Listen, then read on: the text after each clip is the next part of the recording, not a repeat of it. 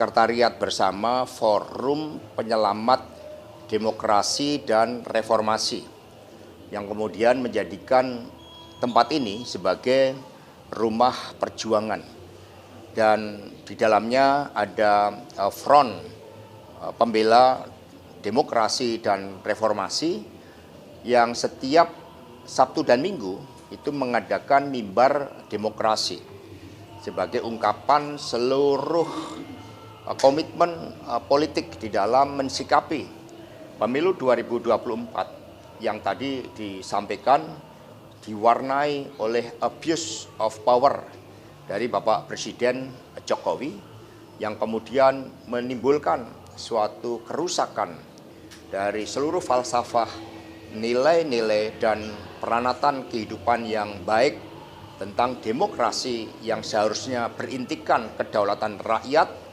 mengedepankan supremasi hukum, netralitas negara, tapi kemarin diwarnai oleh berbagai praktek-praktek yang tidak benar, sehingga banyak pakar politik, kelompok civil society, bahkan juga Pak JK mengatakan ini sebagai pemilu yang paling buruk dan brutal.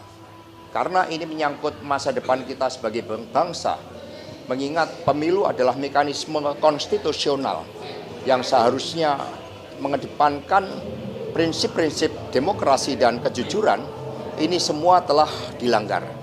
Sehingga dengan adanya Sekretariat Bersama Forum Penyelamat Demokrasi dan Reformasi, ini akan menjadi suatu agenda termasuk di dalam menata masa depan bangsa negara berdasarkan cita-cita proklamasi 17 Agustus 1945 mengharus utamakan nilai-nilai kebangsaan, menggali seluruh pemikiran para pendiri bangsa, dan dengan semangat merah putih kita bangun Indonesia dengan nilai-nilai ideologi Pancasila dan konstitusi tersebut.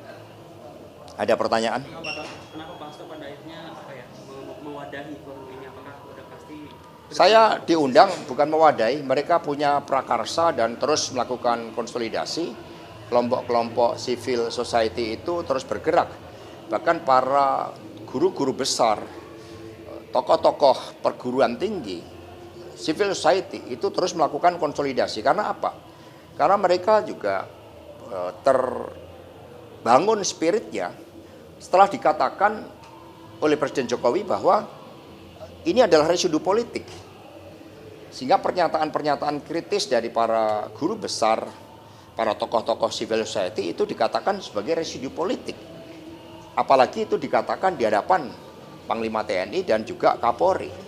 Sehingga ketika residu politik inilah akhirnya malah menyulut berbagai pergerakan yang masif dari kelompok civil society. Kami selalu hadir ketika diundang karena PD Perjuangan kan Partai Demokrasi Indonesia. Kami memiliki legitimasi historis ketika melawan pemerintahan yang otoriter. Kami memiliki suatu kebenaran sejarah ketika Ibu Megawati Soekarno Putri juga melawan pemerintahan otoriter Soeharto sampai kantor PDI saat itu dilakukan tindak kekerasan yang bertentangan dengan nilai-nilai demokrasi, maka rakyat kemudian bergerak. Mas Hasto, terkait dengan hak angket, apakah sudah ada perkembangan dan sejauh mana naskah akademisnya sudah disusun, Mas? Jadi hak angket ini kan bukan sekedar proses politik di DPR. Hak angket ini adalah hak warga negara juga untuk meminta agar penyelenggaraan pemerintah negara, penyelenggaraan pemerintahan dijalankan pada konstitusi dan nilai-nilai demokrasi.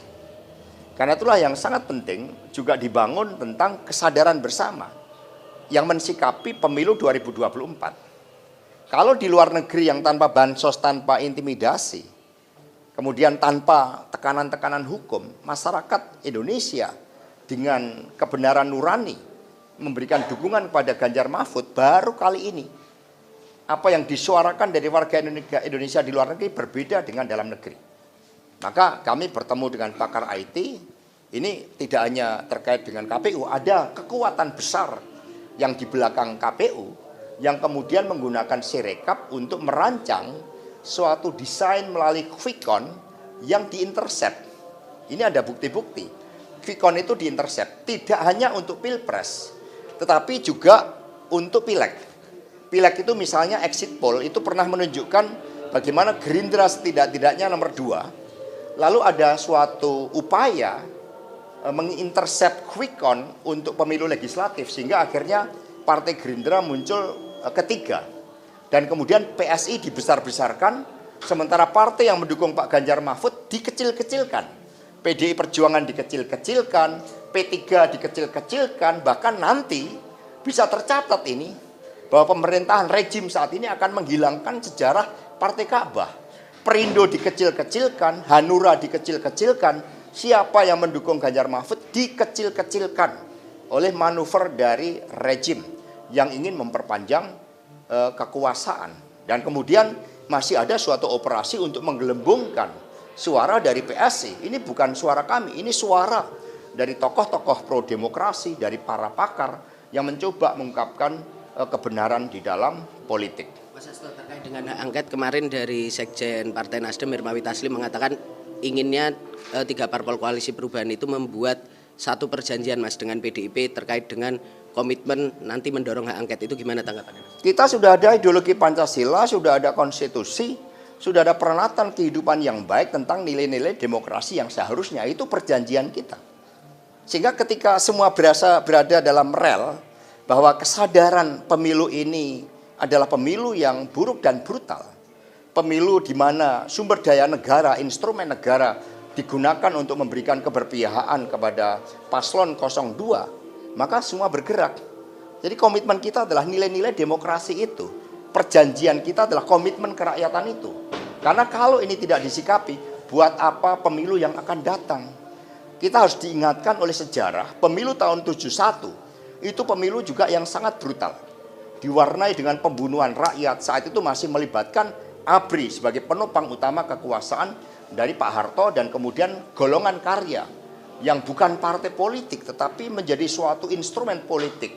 Lalu ketika kekuatan yang mengoreksi itu dikalahkan, ini menjadi basis penopang 27 tahun dari pemerintahan Orde Baru pasca pemilu 71. Kalau ini tidak kita kritisi, nanti pemilu tidak akan ada lagi. Yang ada adalah simsalabim hasil pemilu. Yang kemarin kan menemuin algoritmanya stuck di 17% aja. Nah, sedangkan sama KPU itu udah dibantah. Nah, nanti dari tingkat Ya ini kan kekuatan di belakang KPU. KPU-nya sendiri nggak tahu. Bahkan KPU sendiri kan pura-pura nggak tahu ketika IP address-nya dipindahkan. Mereka menyangkal, akhirnya setelah ada bukti-bukti baru mengakui. Bagaimana mungkin data-data yang strategis kita menggunakan swasta, yaitu Alibaba, dan ada kepentingan geopolitik terkait dengan pertarungan antara Amerika Serikat dan China. Sehingga ini sudah tidak benar semuanya. Cara-cara berpolitik kita sudah mereduksi kedaulatan kita sebagai bangsa. Ini yang harus kita koreksi. Maka ketika KPU mencoba menyanggah beberapa hal. Pertama, ketika Sirekap dimatikan, alasan dari KPU apa? Kan banyak serangan hackers. Itu tidak terbukti, itu sengaja manual shutdown. Setelah mereka menyampaikan bukti-bukti dari JSON script-nya, dari program-programnya, akhirnya mereka baru mengakui.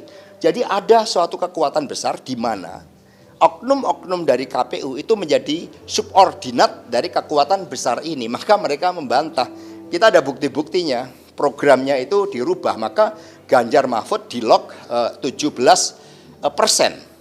Bahkan kemudian kami punya bukti juga dari para pakar IT, ketika JSON script ini dinormalisasi, sebenarnya ini 2 putaran.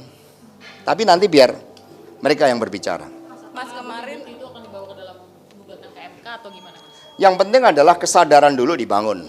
Yang kemudian yang kedua, proses politik, hukum, dan kebudayaan. Ini satu kesatuan. Mas, kemarin P3 menyatakan soal hak angket itu belum ada langkah konkret, Mas.